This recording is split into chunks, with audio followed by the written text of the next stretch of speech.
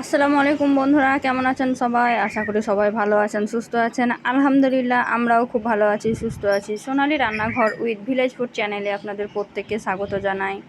আজকে নিয়ে চলে এসেছি চালের গুঁড়োর একদম ইনস্ট্যান্ট তৈরি চিপস।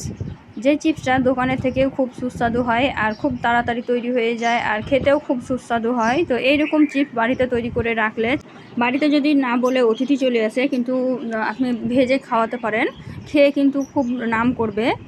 আর এই চিপসটা এতটাই সুস্বাদু হয় যে বাড়িতে ছোট থেকে বড় সবাই খেতে পছন্দ করবে। আর দোকানের চিপস থেকে তো হাজার গুণে ভালো এই চিপসটা।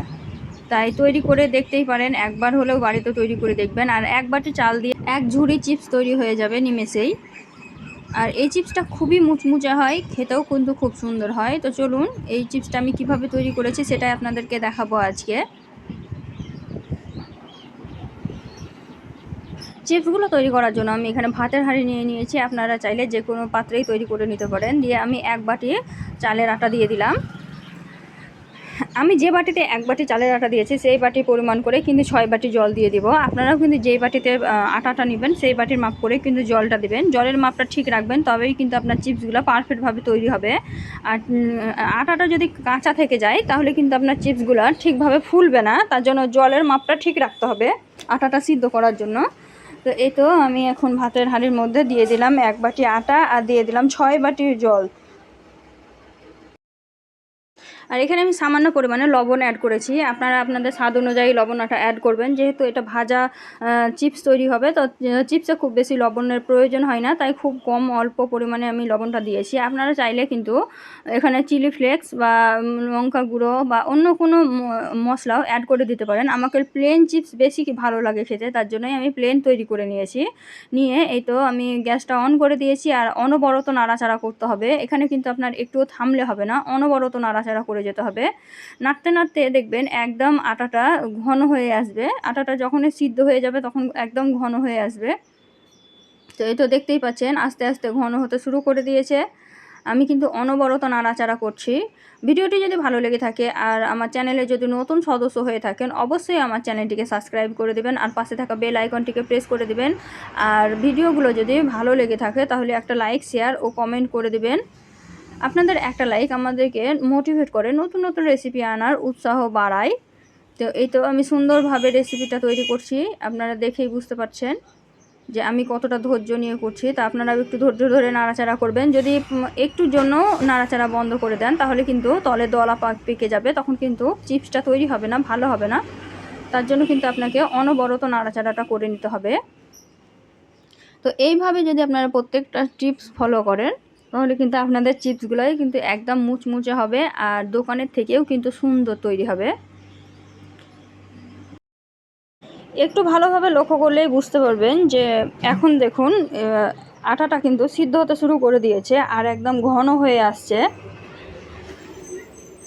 এই তো দেখতেই পাচ্ছেন যে কতটা ঘন হয়ে আসছে। এটা তৈরি করতে খুব বেশি সময় লাগে না। অনবরত নাড়াচাড়া করতে করতে দেখবেন এক পর্যায়ে একদম ঘন হয়ে আসবে। তো দেখুন কত সুন্দর ফুটছে আর একদম ঘন হয়ে গেছে। তো কতটা ঘন রাখবেন এটা আপনাকে বুঝে নিতে হবে। এখন যদি আপনি পাঁপড় তৈরি করতে চান তাহলে কিন্তু এই পর্যায়েই নামিয়ে নিতে হবে। আর এটা দেখতেই পাচ্ছেন এখন আমি নামিয়ে নিলাম। চিপসগুলো তৈরি করার জন্য একদম ঠিক একটা ব্যাটার তৈরি হয়ে গেছে। আর এখন কিন্তু নামিয়ে নিতে হবে, নাহলে কিন্তু ঠান্ডা হওয়ার পরে এটা একদমই জমে যাবে, তখন কিন্তু সুন্দর হবে না। তো এই তো আমি দেখিয়ে দিলাম ঘনত্বটা কেমন হবে।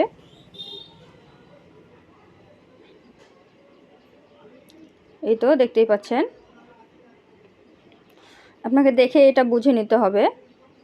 তো এখন আমি গ্যাসটা বন্ধ করে দিলাম, দিয়ে আমি এখন ঠান্ডা করতে দিয়ে দিয়েছিলাম।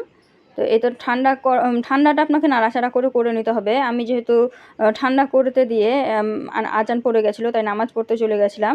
তো আমার নাড়াচাড়া করা হয়নি, তাই মাঝে মধ্যে এক একটা দলা পেকেছে। কিন্তু সমস্যা নাই, আপনার দেওয়ার সময় একটু গোটা আসতে পারে, ওটা হাত দিয়ে সরিয়ে দিলেই হবে। তো এই তো এখন আমি একটা থালা নিয়ে নিয়েছি, থালার মধ্যে একটা তেল মালিশ করে দিলাম।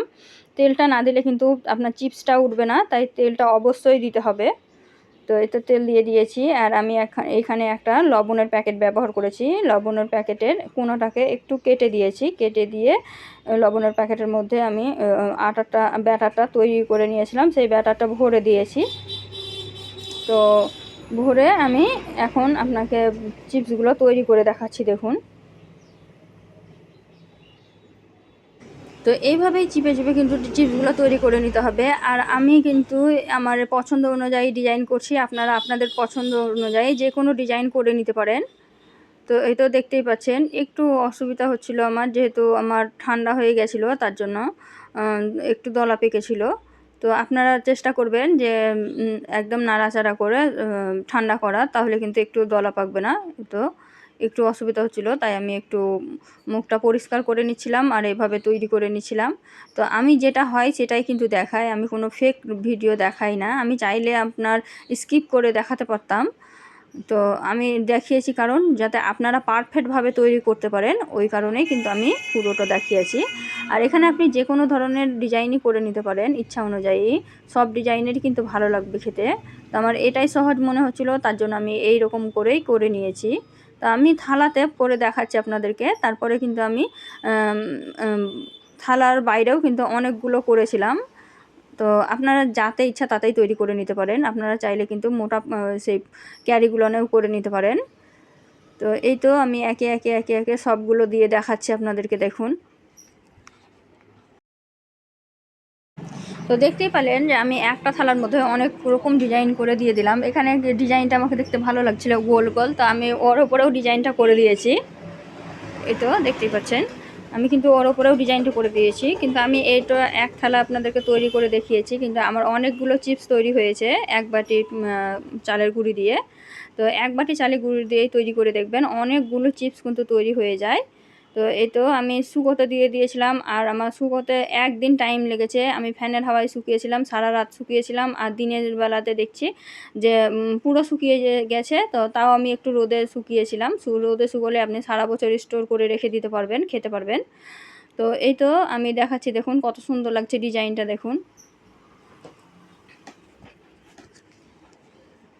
এখন আমি এগুলোকে ভেজে দেখাবো আপনাদেরকে। তো তার জন্য আমি একটা কড়াই নিয়ে নিয়েছি, আর কড়াইয়ে তেল দিয়ে দিলাম। তেলটা গরম হওয়া পর্যন্ত অপেক্ষা করব। এটা কিন্তু সম্পূর্ণ গরম হওয়ার পরে, তেলটা যখন সম্পূর্ণভাবে গরম হয়ে যাবে তখনই কিন্তু ভাজবেন, তাহলেই কিন্তু আপনার চিপসটা সুন্দর হয়ে ফুলবে। তেল কিন্তু গরম হয়ে গেছে, আর আমি চিপসটা দিয়ে দিয়েছি, আর একবারে দেওয়া মাত্র কত সুন্দর ফুলে উঠেছে। দেখুন, একদম ডবল হয়ে গেছে। ডবল বলবো না, ডবলের থেকেও কিন্তু বড় হয়ে গেছে। দেখুন, দেখেই বুঝতে পারছেন আর কত সুন্দর হয়েছে। তো একইভাবে আমি আবারও আপনাদেরকে ভেজে দেখাচ্ছি। তো তেলটা গরম হওয়ার পর দেওয়ার পরে দেখুন, দেওয়ার সঙ্গে সঙ্গে কিন্তু কত সুন্দর ফুলে উঠছে। আর এগুলো কিন্তু ডুবো তেলে ভাজলে বেশি সুন্দর হয়। এটা যদি আরও একটু বেশি তেল দেওয়া হয় তা একদম 3 গুণ বেড়ে যাবে। তো এই তো দেখতেই পাচ্ছেন কত সুন্দর একদম দিতে দিতেই ফুলে উঠছে। এই তো এইভাবেই কিন্তু একে একে আমি অনেকগুলো চিপস ভেজে নিয়েছি। সবগুলো ভাজা সম্ভব নয়, যতটুকু আমার প্রয়োজন ততটুকুই আমি ভেজে নিয়েছি। সবগুলো চিপস ভাজলে অনেক হয়ে যেত, তাই আমি খুব বেশি ভাজিনি, অল্প পরিমাণেই ভেজেছি। তো এটাও দেখেই বুঝতে পারছেন যে কত সুন্দর ফুলছে। আমি কিন্তু আপনাদেরকে ভাজাটা দেখিয়ে দিলাম। এখন আমি একটা প্লেটে নিয়ে দেখাচ্ছি যে এগুলো ভেজে তুলে নিয়েছি, আর দেখাচ্ছি যে কতটা মুচমুচে হয়েছে, কতটা পারফেক্ট হয়েছে। তো দেখুন চিপসগুলো কতটা সুন্দর হয়েছে। আমি ভেঙে দেখাচ্ছি আপনাদেরকে, আওয়াজ শুনলেই বুঝতে পারবেন যে কতটা ক্রিস্পি হয়েছে। এই তো চিপসগুলো দেখুন কতটা বড় হয়েছে। একটা ভেঙে দেখাচ্ছি, দেখুন দেখুন কতটা মুচমুচে হয়েছে। শুধু দেখুন, মুখে দিতেই একদম মিলিয়ে যাবে, এতটা সুন্দর হয়েছে। এই তো দেখুন।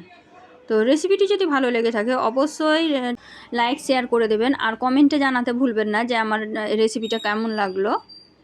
রেসিপিটি কেমন হয়েছিল কমেন্টে জানাবেন। আর এই ধরনের আরও নিত্য নতুন রেসিপি পাওয়ার জন্য আমার চ্যানেলটিকে সাবস্ক্রাইব করে রাখবেন, পাশে থাকা বেল আইকনটিকে প্রেস করে দেবেন, তাহলে আমার রেসিপির নোটিফিকেশনগুলো সবার আগে আপনার কাছে পৌঁছে যাবে।